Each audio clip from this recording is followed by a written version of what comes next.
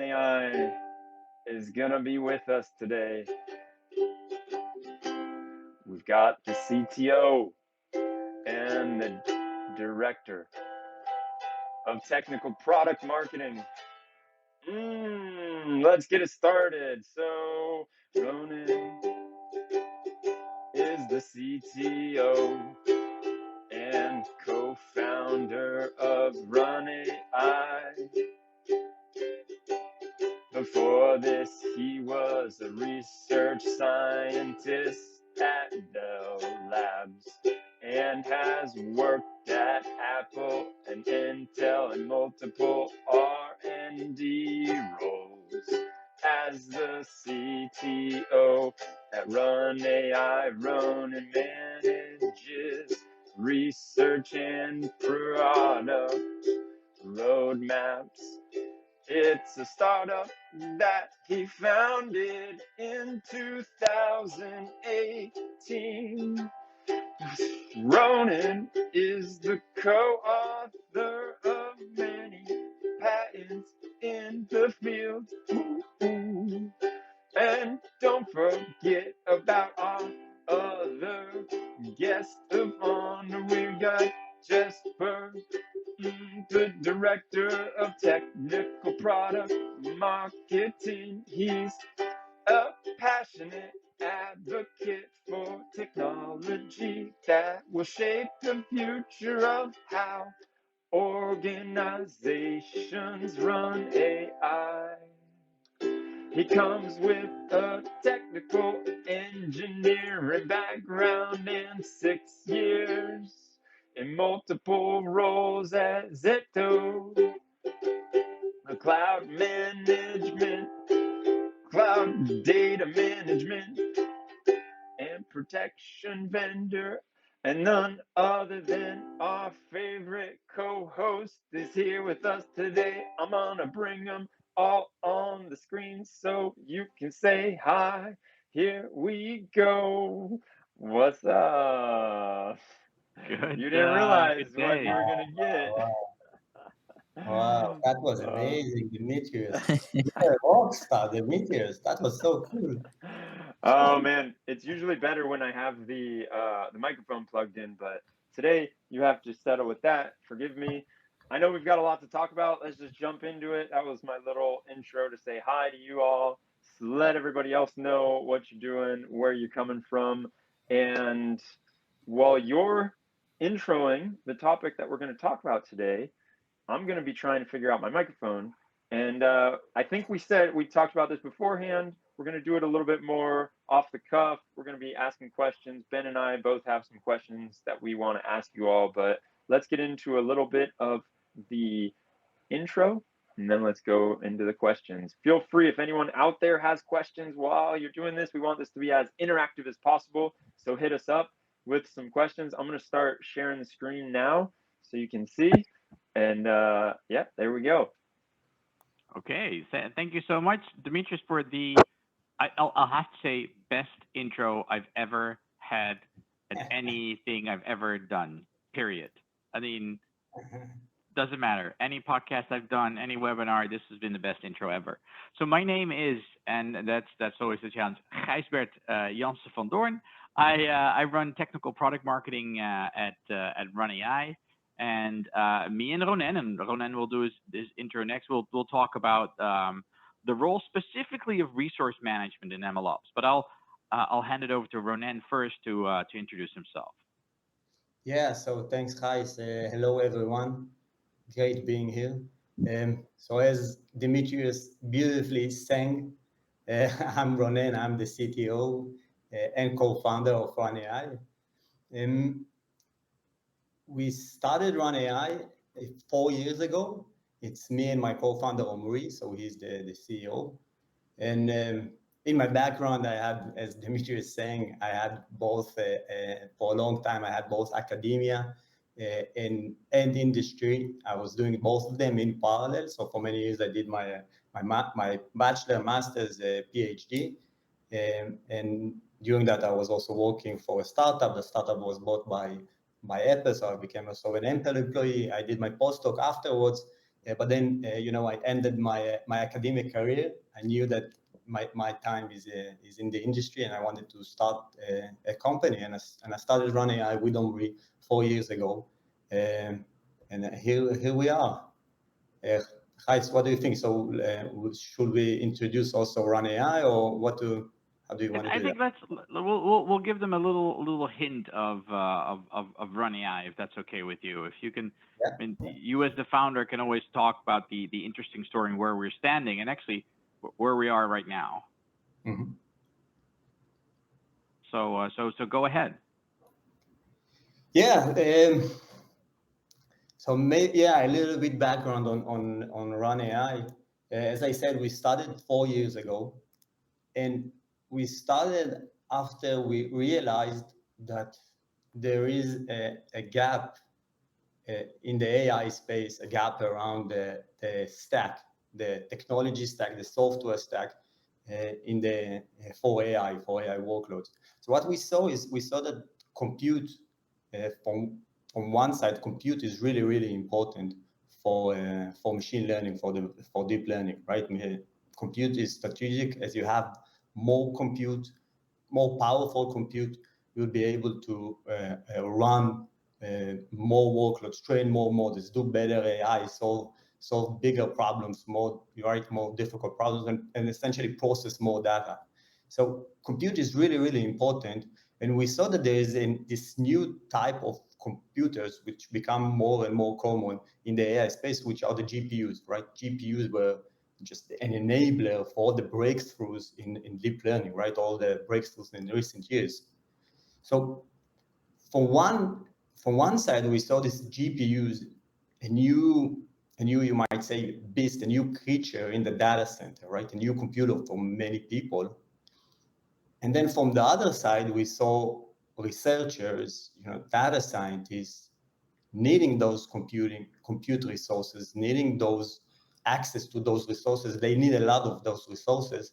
And we saw that they are really struggling with infrastructure that relates to compute resources, right? We saw that there is really a gap in what can be done, how resources can be served to users. And we really realized that there is a gap in the stack, right? In the stack, and compute resources is really is really difficult to be accessed. So we started there, and today we're providing a software layer, like an AI operating system that is dedicated for AI, but provides access to GPUs, to compute resources for AI. So Gijs will, in a moment, will tell much more about that.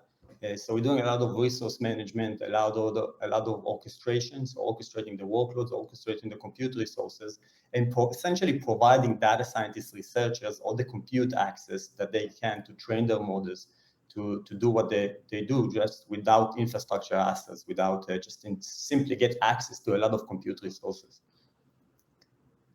Yeah, thank you. So no, sorry, I interrupted you. No, yeah, Gijs, you can go ahead. Yeah, so and that's talking the intro. I think the intro of Run AI is very important for us because as you heard, Ronen is very passionate about compute and getting the right amount of compute resources to the people who need them. And as we're trying to like now relate it to MLOps, and let me pull up a picture that I think many of you online right now have seen. It's the MLOps environment infrastructure with all these different elements, and ML code is just a little piece of it. There's so many other things that you're looking at now, and it's very complex. There's many elements to this. So I do want to make it a little simpler today, because today I want to specifically focus on the machine resource management piece of it, or resource management piece of it. So really focus on that piece. And there's a reason. Of course, there's a reason why we're so passionate about it, but also a reason why we wanted to have this meetup with everyone and talk about it, because this is very much my understanding, and when I talked to a lot of people in the community, I was able to actually be part of or visit my first face-to-face meetup in Amsterdam, and I started having conversations. And what I noticed is whenever people talk about MLOps, and specifically the people like ML engineers or data scientists, it always comes down to a lot of the data verification. Data, of course, is very important. It's all about analysis tools, how to monitor it, how to configure it, the ML coded cells, feature stores, feature extraction, you name it. But the resources or the infrastructure where all of that above actually is running on is kind of hidden somewhere. It's not top of mind. It needs to be there. That's a given. But the fact that it's in the bottom of the iceberg, like that's why I pulled up the iceberg, means that it offers stability, right? It's the foundation of where everything runs upon. So if you take out that foundation, the iceberg tips over. So hey, there goes the whole MLOps iceberg. It's down the drain. But so having proper resource management of that important infrastructure is so important to everything that sits on top of that.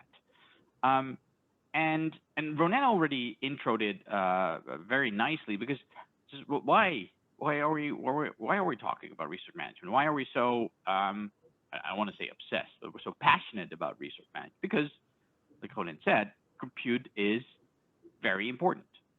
Compute makes things faster. It allows you to process more data faster. It allows you to train bigger models, again, faster. It allows you to iterate faster. It's and the thing is, compute shouldn't hold you back, right? The maybe the lack of getting access to resources, but it should not hold you back. It shouldn't be a bottleneck. And once you have that compute available, whenever you need to access it, it needs to be there. It needs to be instant, because again, all relates back to making things faster. The better and the more resources you have, the more impact you can make, the more work you can do, the more of a difference you can make with the work you do. So what does it look like without resource management? And I'll start with the building and training models. And I know Ronen has recently been really passionate about inference, so I'll leave the inference part up to him. And he also has been talking to a lot of customers and prospects even about inference. So he has some pretty good insights there. But when you don't have resource management, it says your machine is your machine. You've got your machine with your GPU. It's set up. You can build your model, use the GPU. You can train it a little bit. But as soon as you need more, you basically need another machine like that. You need to install your tool sets, make sure your environment is there. It's very hard to scale it, and it's very static, because your machine is your machine. And that's why we're trying to really centralize infrastructure and get more infrastructure. But again, then the resource management again comes around the corner and makes it so important to be on top of that infrastructure, to be able to get delivered to the data scientists. And once you really want to scale, and once you need to scale in a manual way, it's very time intensive, right? You don't want to spend all of your time imaging, building it again, installing all the tools again, Python, TensorFlow, you name it. It's very hard. So that's why having a system that abstracts all of that, and having something that manages the resources for you, making sure that the resources are available when they need to be available. And actually next we'll actually go through some examples and like a scenario of what a day in the life of two data scientists could look like, and how that relates to resource management. So the more resources you have available, the better you can build, the more you can code, the more you can train, the more difference you can make. And resource management is even more important as soon as you start putting it in production, putting the model to work. And that's, of course, inference, where Ronen definitely has something to say about. Yeah, so as you said, right, Gijs, in build and training, right, it's all about giving researchers and data scientists and even ML engineers access to a lot of data, right, very quickly. So that's one of our goals, and you show it, I think, in a moment in your example. But one of our goals is just to give as much compute as possible to researchers in an organization, right? So one of the things we do, we're enabling creating GPU pools and sharing GPUs, sharing resources between researchers, between data scientists within the organization. So you'll show it in a moment, but the ability to not being constrained by static quotas, but by static machines, right? By a single machine, once you have the ability to scale very efficiently and to replicate your machine and just run a lot of workloads or run big workloads and get more access to more compute, you become better as a data scientist, as researcher. If it's being done in the right way, very simply, then you can iterate faster, run more workloads, train more models, right? Train bigger models. So right, that's the one of the things that we're doing, as you said, Chais. Now in inference, it's totally different. It's inference. The problem is different. In inference, the problem is how I'm, as a machine learning engineer or an MLOps engineer, I'm deploying my models on CPUs, maybe on GPUs, because deploying models is different than deploying applications, deploying microservices. The requirements are different, the needs are different, and we'll discuss it, I think, in the next slides, and we'll get more into the details. But really, I'm, as a machine learning engineer or an MLOps engineer, I would like to deploy models, and typically it's not just about one model, it's typically about multiple models, right? A pipeline of models, and even as a team or as an organization, typically it's about deploying a lot of models in production. So we're hearing customers having this problem of needing to deploy, right? We talked to one of our customers. So they needed to deploy 3,000 models on GPUs. So how do you do that? how do you deploy 3,000 models? They need to be available all the time. How do you do that on GPU? So we'll discuss that more in a few seconds. So but obviously it relates to resources and how you use your resources efficiently and in a simple way. And we'll dive into that in a few moments, I guess. Yeah, no, absolutely, and I think that's the goal of having the conversation here as well. And also, audience, please don't hesitate to ask any questions or maybe even disagree with us. That's what this forum is about, right? That's why we want to talk to this forum. Absolutely, we want to get feedback. We want to get insights.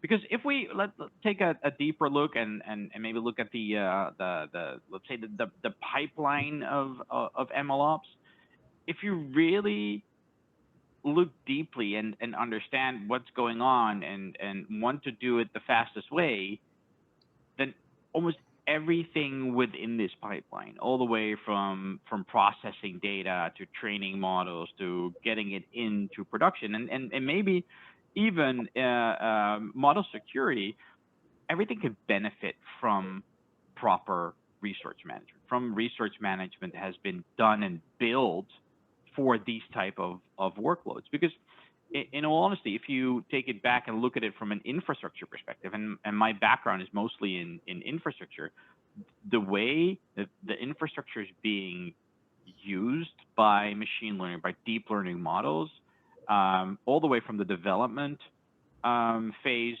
to the production phase is so different than what regular IT people are used to. So it requires a new skill set, and taking those applications to production, hey, it required a whole new practice. That's why MLOps was basically put out there. It's to help productionalize, operationalize those models. So that's why we're so passionate about the resource management piece of it. Now, the way we solve that is by what we like to call our Atlas platform, so Run AI Atlas. And one specific element, and that's the element I want to zoom in right now, is what we call the scheduler. That's a very important piece of how we manage workloads and how we manage resources. And what I want to do next is basically guide you through, first of all, intro the scheduler. So what is it? And guide you through, let's say, a day in the life of a data scientist trying to get access to its resources. So while you're building and training your models, so what are some of the challenges that you hit, right? What are some of those resource management challenges you hit? But first, let's talk a little bit about our scheduler. As many maybe know, maybe they know a little bit about Run AI, or maybe they understand where we're coming from. But Run AI is built around Kubernetes, and Kubernetes is widely adopted for anyone who's developing AI or developing AI-powered applications, because a lot of the tool sets that are currently being used, the tip of the iceberg, a lot of those tools that are used to solve for those use cases are actually built and run on top of Kubernetes because they're containerized, they're container-based.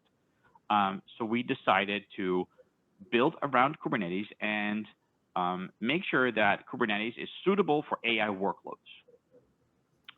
So that's why we built what we call the Run AI, sometimes referred to as super scheduler or AI workload scheduler. And what it does is it adds multiple queues with different priorities over those queues. It adds a quota system.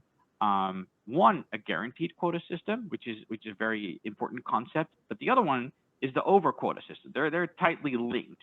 And I'm actually going to talk you through a scenario of how that works next. But guaranteed quota basically means if you've got a quota of 2 GPUs, you'll have 2 GPUs, and those will be available whenever you need them.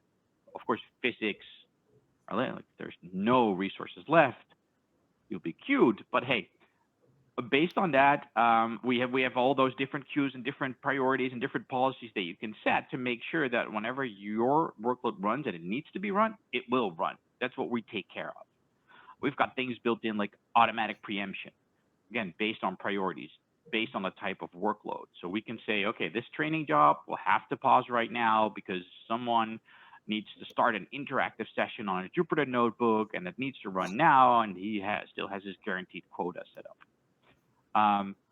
And all of that is using a very sophisticated and very smart fairness algorithm across those different queues, making sure that the workloads are also shared and dispersed evenly across the different queues. So with a fairness in the back of the mind. So yeah, exactly.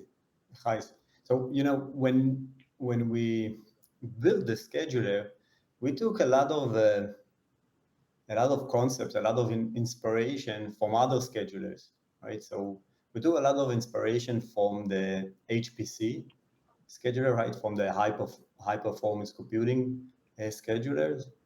So we took a lot of inspiration from there, and also from Yarn, right? From Yarn, which was built for Spark workloads. So we took concepts from those worlds, from the HPC world and from Yarn, right? Machine learning, and we brought them to Kubernetes, because Kubernetes was built for totally different, right? Kubernetes was built to run microservices on CPUs, right? Not AI workloads, those compute-intensive workloads. So we saw that there is a lot of scheduling problems that can be created while we running AI workloads on Kubernetes. So we built a scheduler, and we took a lot of inspiration and concepts from that world, and we brought them to Kubernetes actually natively, right? So we natively plug into Kubernetes, and we work together with the default scheduler of Kubernetes. So a lot of interesting stuff there that we're doing, right? But that's all a different conversation on Kubernetes and scheduling in Kubernetes. Absolutely, but no, like great detail. I love the fact when you're adding things like, oh, this is where we started and this is how we build it. That always adds a little flavor to how we got to a product like this. But so I think proof is kind of in the pudding. Yes, it's going to be a demo by PowerPoint, but it's going to be a real live scenario that we kind of can envision happening. So let's say you've got your Kubernetes cluster, you've got your GPUs up and running, you've got a pool of 4 GPUs, and you've got 2 data scientists actively working right now. Those 2 data scientists, they both have what we call guaranteed quota. So they've got 2 GPUs. They can use 2 GPUs. Right now, as you can see in the blue dots, the dark blue dots for the dark blue data scientists, the light blue dots for light blue data scientists. And these represent jobs running on those GPUs, or let's say an interactive session where they're actively coding and using the GPU, or maybe doing a training session and using 2 GPUs to train a model. What you can also see is that in the queue, like we said, we have multiple queues. Data scientist, the light blue data scientist, has 2 jobs. So he's waiting. Everybody has their guaranteed quota. He has a guaranteed quota of 2 machines, great, or 2 GPUs, so great. He can use 2. The other one has the same thing, so he uses 2 GPUs as well.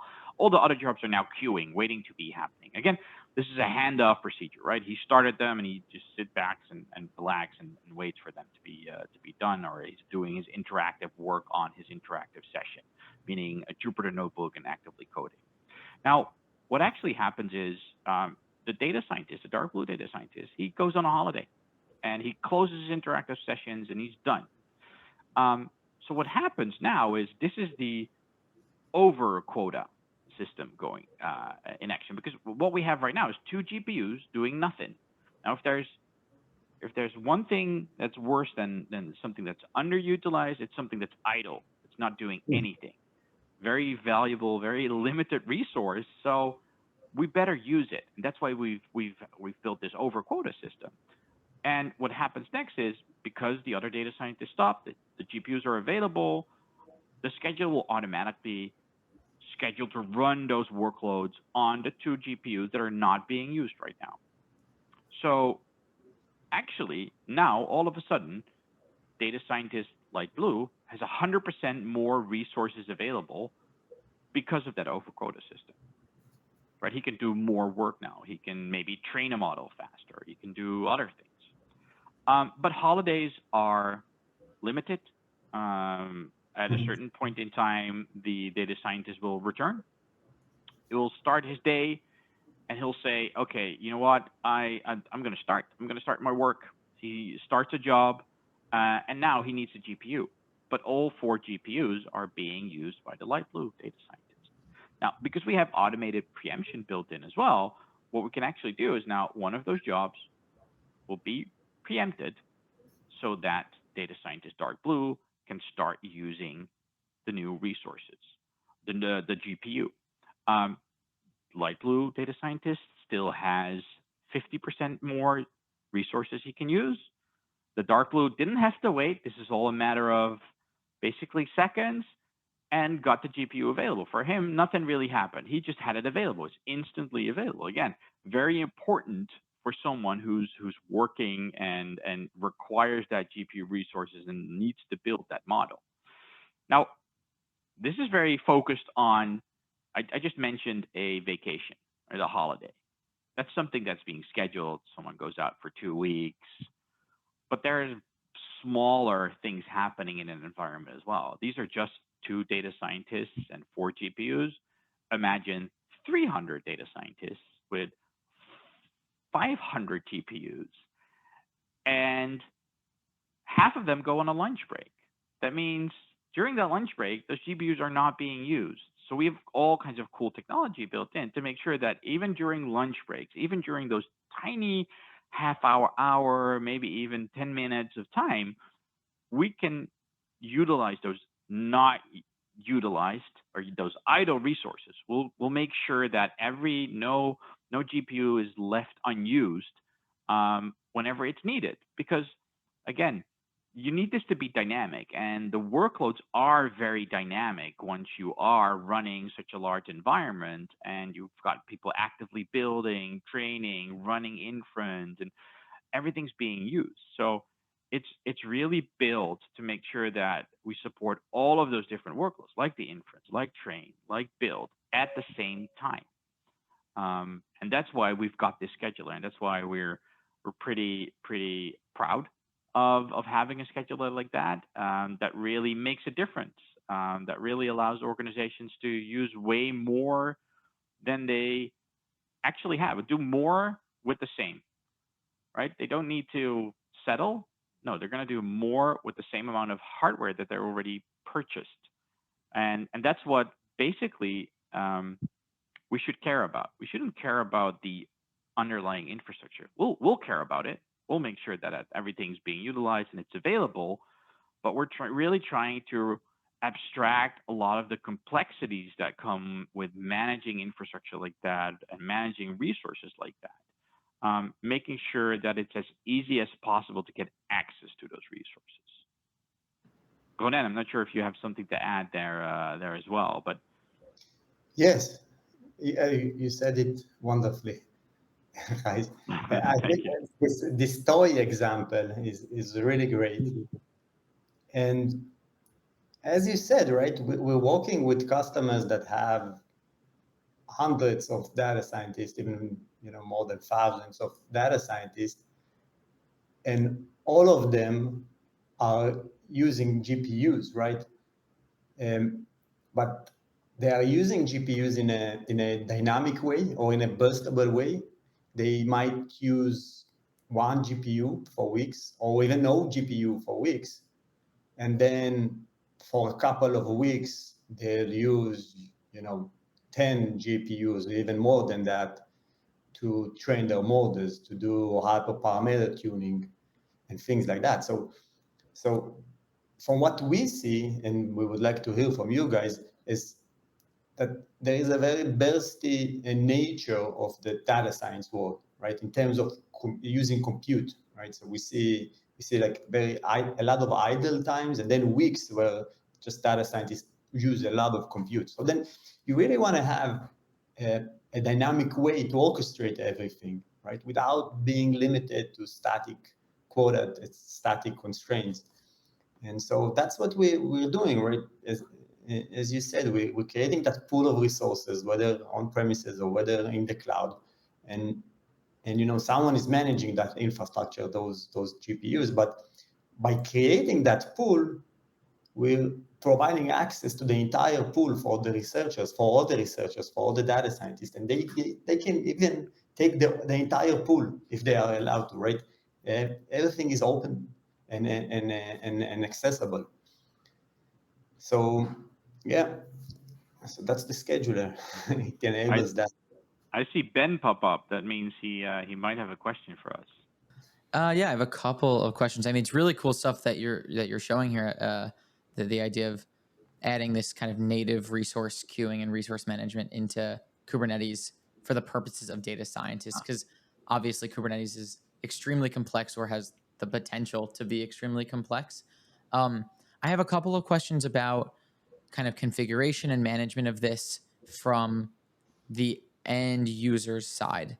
And where I'm coming from is you could imagine that, being that these things were built on Kubernetes, somebody could build the same thing on Kubernetes and it would be an enormous amount of work for those infra engineers, those DevOps engineers to kind of maintain this system. When you deploy to a customer, let's say it's in their account, how much work is required by the infrastructure or development engineers in that company to support this for data scientists?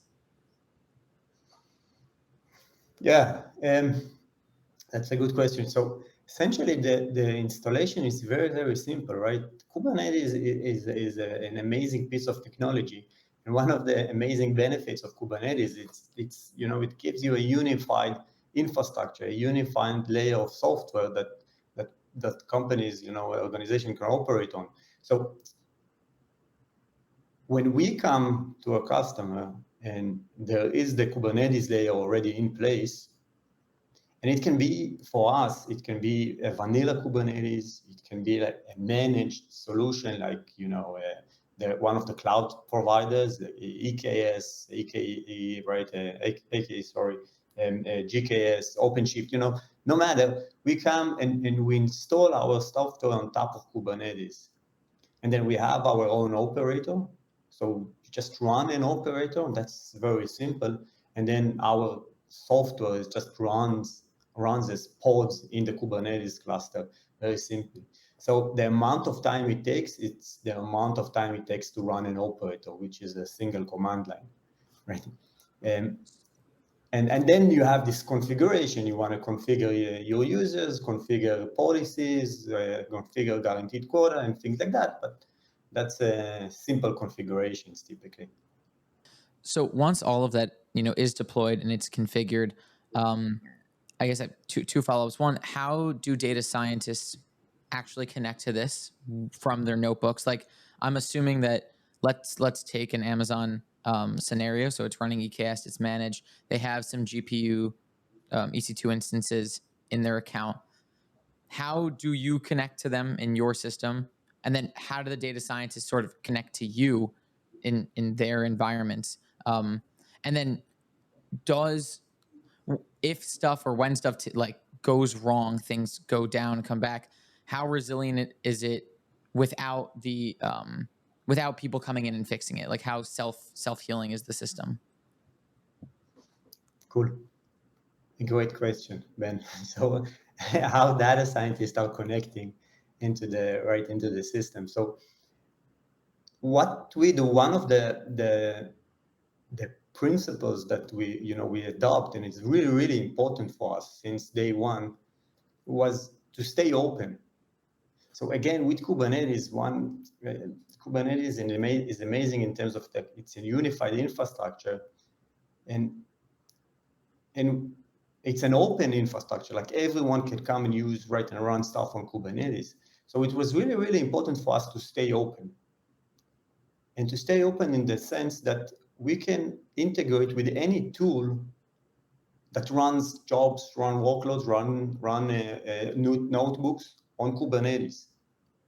So essentially what we have, as Gijs shows here, we have our own tools for researchers, for data scientists, to run the Jupyter notebooks, to run training workloads, and so on. So we have our own tools, and then you get out of the box. You can use our UI. You can use our CLI to run workloads.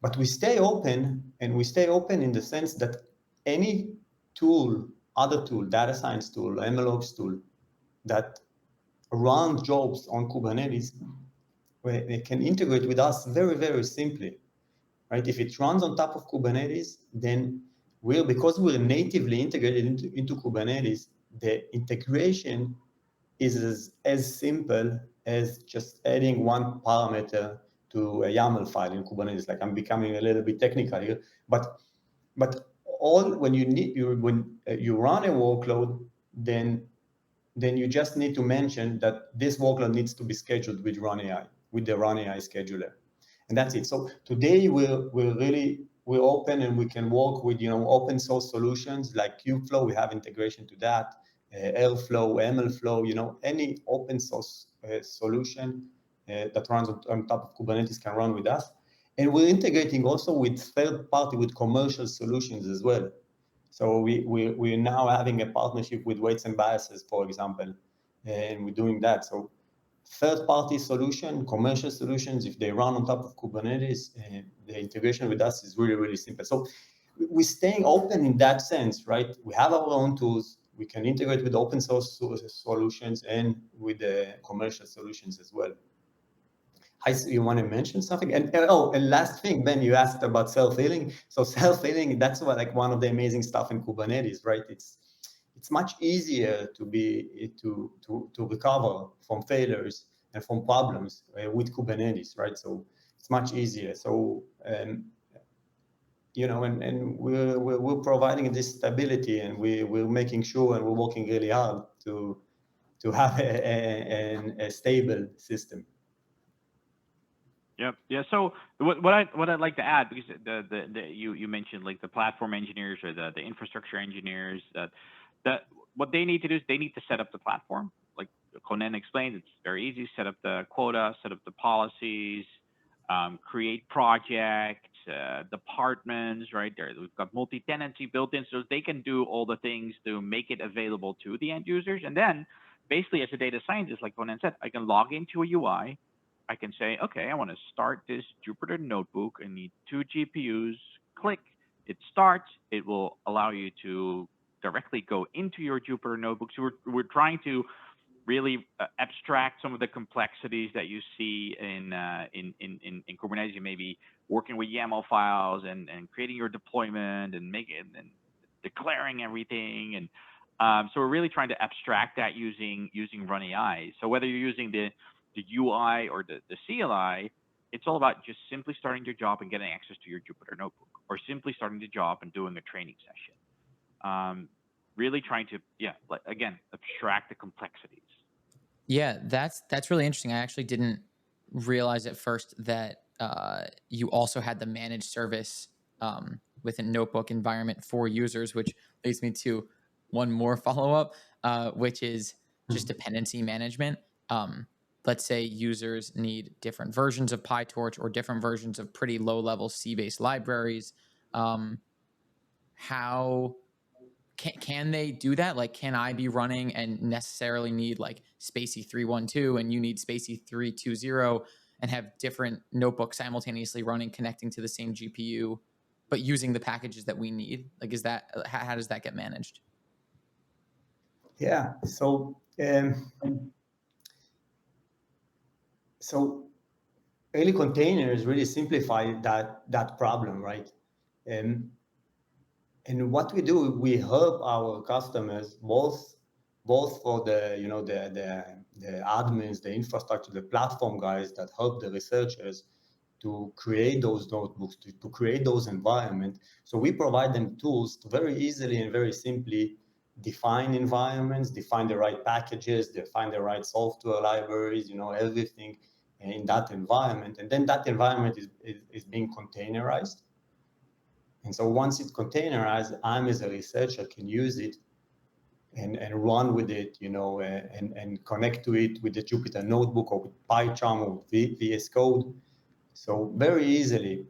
And so I can do that with my environment. And then you, Ben, you can have another environment with totally different, with different packages.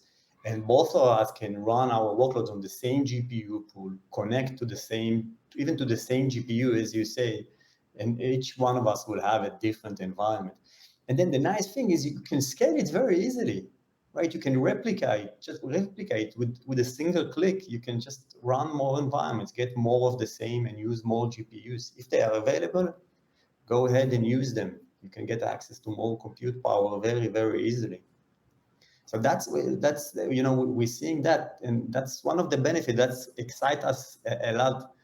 Seeing researchers just getting this abstraction layer, no infrastructure assets, they can iterate very quickly. It's so, I've been a researcher. You don't want to have infrastructure assets. You want to run your workload, right? Do the data science stuff you do, your machine learning, and you want to do it quickly and a lot of it, right? So we're really excited to bring and to help the data science world get those stuff right and iterate faster, do stuff faster and better. So I'm wondering about how or when you should be looking at this, like, because maybe if I'm at a certain scale, this doesn't make sense, but how have you seen, at what scale do I need to be thinking about this kind of stuff? Okay, so even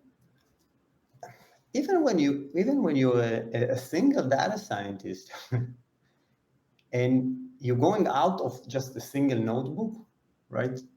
Maybe you're doing hyperparameter optimization, or you want to run multiple experiments in parallel, even that, and you're working alone, even then you need some kind of a queuing system, right? So fun to run a lot of workloads, let them be queued and handled by a system that just runs them one after the other, right when the resources become available. So I think that our system brings values even just for a single researcher, for an individual researcher. And then when you have a team of data scientists or multiple data scientists, then sharing resources, that's another benefit that we bring. Gijs, what do you think? I think yes. So benefits start from a single data scientist wanting to do more with his single GPU or even dual GPU system. Then it scales to a team sharing resources, but it also depends on the organization. If the organization has like a lot of like AI initiatives and different teams across different departments and business units, and they all have some GPUs. What we see is that a lot of those organizations, they're like, okay, we need to do something with all of those separate GPU systems we have in the environment, right? It's either IT takes them into control, as we say, shadow AI, right? It's AI living in a shadow somewhere from an infrastructure perspective, not managed by IT. IT loves to centralize things and make things available to organizations. And I think one of the things, and I'll defend IT people, infrastructure people here right now, because I know, especially as a user of infrastructure, there's always something to like, I need more, I want more. So when you talk to IT, let's say you're a data science team, and you talk to IT, that's what triggers them, right? Centralizing it, building it as a service, and helping them do more. I think once you, and that's what we've seen in many organizations, once you really centralize everything and have the resource management, hey, we're still talking about resource management here, have the resource management to make sure that those resources can be utilized, all of a sudden you now have this huge cluster of GPUs available, and it's not 6 AI teams that can use it, but because it's so efficient and you have that advanced scheduler and everything's fairly scheduled, and you can share GPUs across multiple workloads, all of a sudden there's 26 AI teams utilizing the environment. So it's not only a way to have one data scientist do something, but it's also a way to make sure that more data scientists or ML engineers can use that infrastructure and do more and bring more benefits to the organization, because eventually that's what it's all about, right? That the organizations start AI initiatives because they have a certain value, there's a certain business case behind it. And that's what we really allow organizations to do. Yeah, and we're speaking a lot about data science, right, and research, and that's where we started Run AI, right? We started with a clear focus on that area, right, on the area of building models, training models, and we wanted to solve problems there. And that focus was amazing for us as a startup.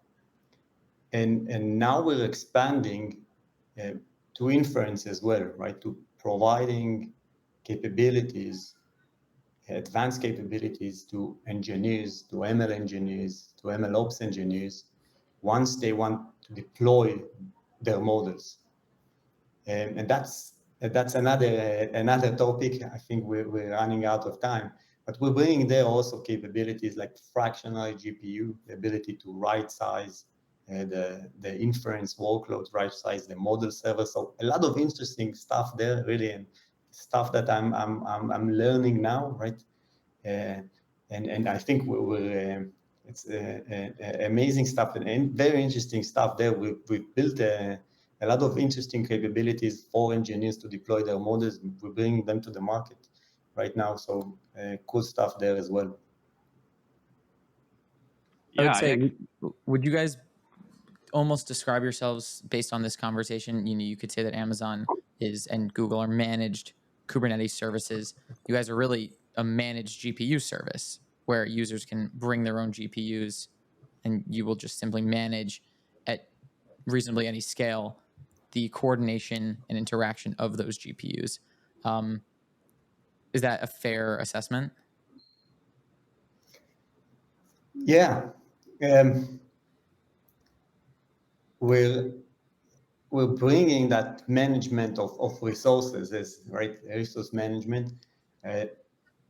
We're putting a lot of emphasis on use, because what we see, technology-wise, I'm a technical person, so technology-wise, there are a lot of missing pieces there in terms of just the software stack that sits on top of the GPUs.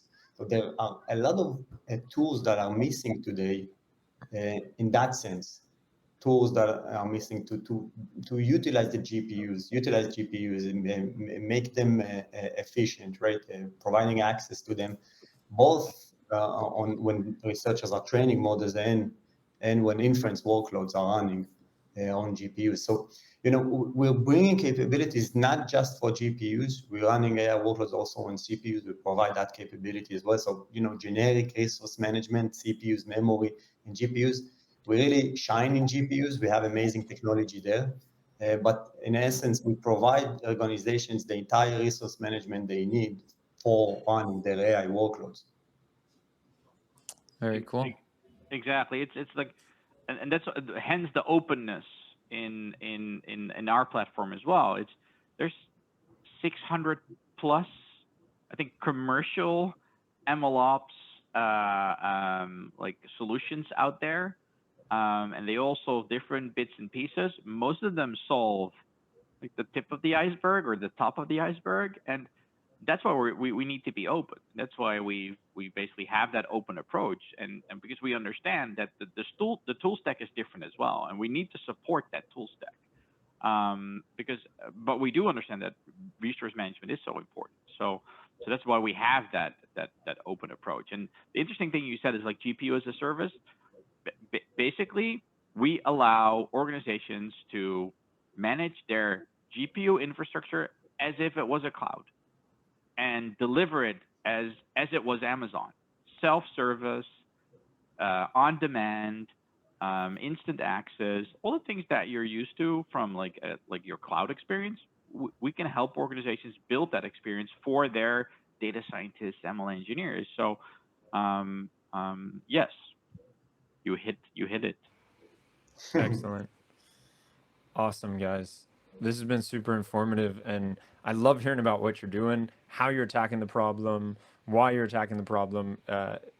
It's really fun to see, and like you said, the amount of tools out there is enormous.